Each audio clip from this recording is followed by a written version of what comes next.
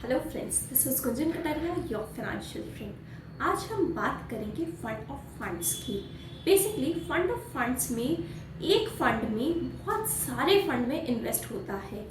Investment manager जो fund manager है उसने बहुत सारा amount pool of money invest किया नंबर ऑफ डिफरेंट फंड्स में, whether it is in equity, whether it is debt या फिर गोल्ड या फिर डिफरेंट एसेट एलोकेशंस में वो इन्वेस्ट करता है।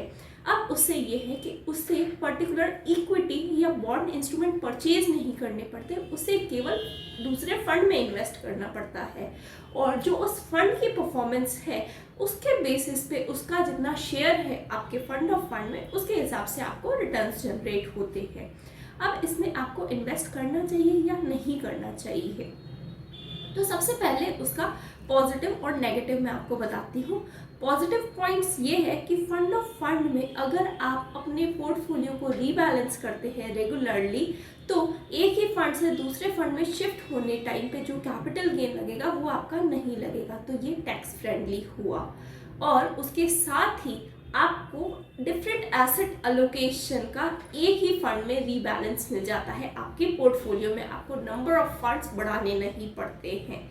तीसरा, आपका इसमें बहुत सारे फंड मैनेजर्स अपना अपना इन्वेस्टमेंट जो पोर्टल है वो देखते हैं, तो उससे आपको जो भी रिटर्न का या पर्टिकुलर एक फंड मैनेजर पे हम बेट नहीं करते हैं, यहाँ पर नंबर ऑफ मैनेजर्स आपको इन्वेस्ट करते हैं आपके लिए। अगर हम बात करेंगे नेगेटिव कॉन्सिक्वेंसेस की, तो नेगेटिव केवल इसमें ये है कि आपका जो फंड ऑफ फंड में अगर आप दूसरे फंड में इन्वेस्ट करते हैं तो पर्टिकुलर आपका जो फंड है उसमें तो एक्सपेंस रेशियो होगा ही, फंड ऑफ फंड में तो एक्सपेंस रेशियो होगा ही, साथ में जिन फंड में वो इन्वेस्ट करते हैं उसका भी एक्सपेंस रेशियो होगा, तो आपका एक्सपेंस रेशियो हायर साइड पे हो जाता है। बट आपकी जो NAV है वो आपको कंसोलिडेट होकर मिलती है। तो मेरी राय ये है कि अगर आप ऐसे इन्वेस्टर हैं जो अपना पोर्टफोलियो रीबैलेंस बहुत जल्दी करते हैं, बहुत फ्रीक्वेंट करते हैं, तो उनके लिए फंड ऑफ फंड इन्वेस्टमेंट आप किया जा सकता है।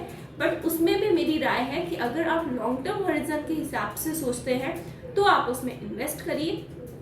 और अगर आप ऐसे इन्वेस्टर हैं जो कि ज़्यादा अपना रीशफल नहीं करते हैं अपने पोर्टफोलियो में, तो उनके हिसाब से मैं सजेस्ट करूंगी कि फंड ऑफ फंड से बेटर है आप direct equity funds, date funds या फिर दूसरे एसेट फंड्स आप उसमें इन्वेस्ट करिए।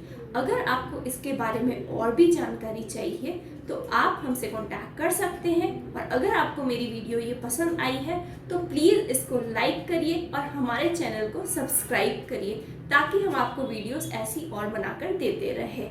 Thank you and happy investing.